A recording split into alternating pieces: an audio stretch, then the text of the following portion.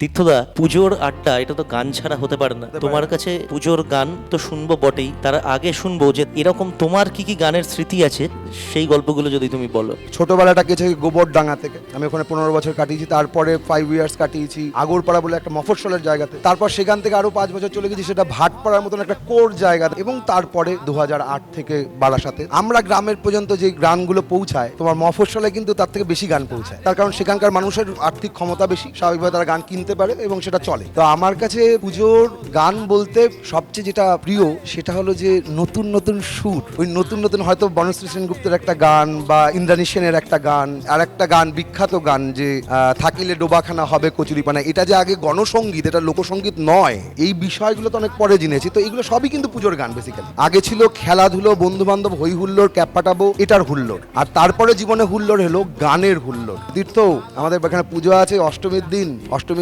উপোস করে থাকি, একটু সকালবেলায় হয়তো গান গাইতে হবে। তো উপোসটা কোনো রকমে করেই মুখে দুটো বিস্কুট দিয়েই গান গাইতে চলে, যে গলাটা শুকিয়ে যাচ্ছে গান গাইতে গিয়ে। তো সেই বোধটা জীবনে তৈরি হয়েছে। তো আমার কাছে পুজো একটা পারফরমেন্স, আমরা সবাই তাতে আনন্দ করি।